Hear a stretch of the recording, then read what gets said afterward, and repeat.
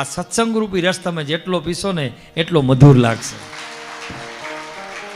એ રસ તમને ખાલી મોઢાનો સ્વાદ આપશે. જ્યારે આ તમે સત્સંગ રૂપી રસ પીશો એ તમારા જીવનને સ્વાદ આપશે. એટલે એ તારા પ્રેમનો પ્રસાદ મેં તો ચાખ્યો, જગત બધું ઝાંખું લાગે. તારા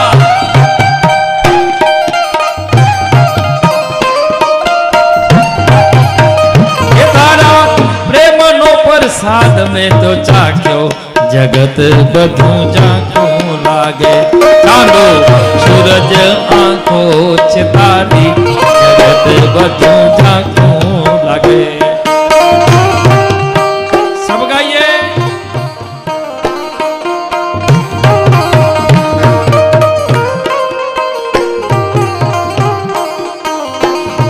ઘનશ્યામ ભૈયા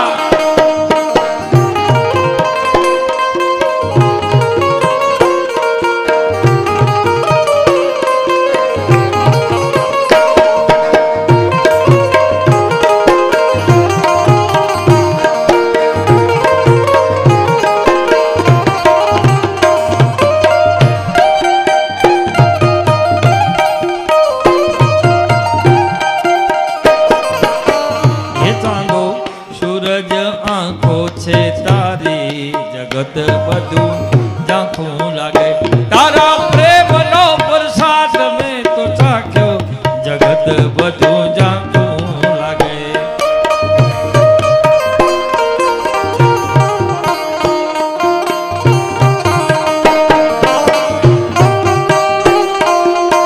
હે મહારાજ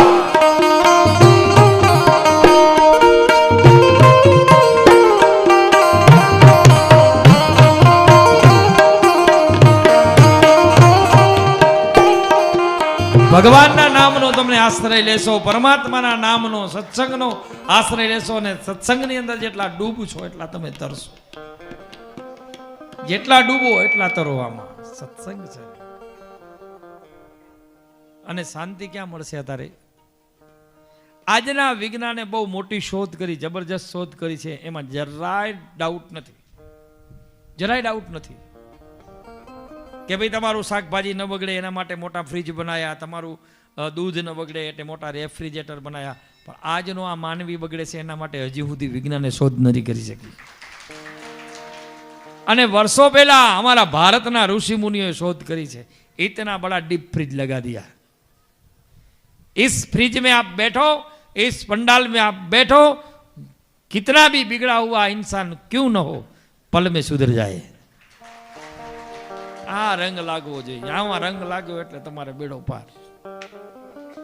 બેહવું જોઈએ. બાકી મનને આમ કેવું જોઈએ કે મર અહીંયા તું શાંતિ કર થોડીક વાર.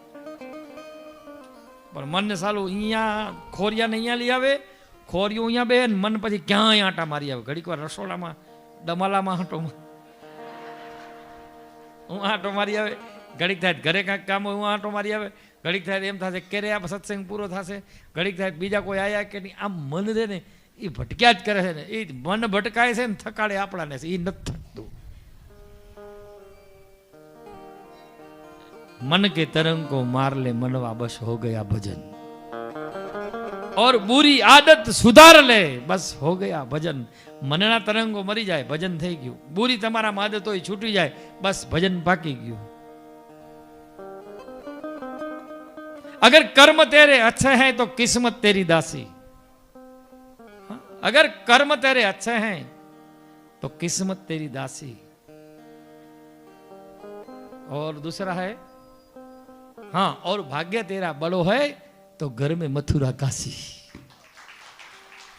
भाग्य तेरो बड़ो है तो घर में मथुरा काशी. उनको कहीं जाने की भाग्य बड़वान છે ને એટલે કીધું ભાગ્ય બળો તો રામ ભજ સુતા રામ સંભાર, ઉઠત બેઠત આત્મા અને ચાલનતા ચિતાર. એને ક્યાંય જવાની જરૂર નથી. બાકી જેનું મન બગડેલું છે, જે ક્યાંય સ્થિરતા નથી આવતું, એને આવા સત્સંગમાં બેહવાની જરૂર છે.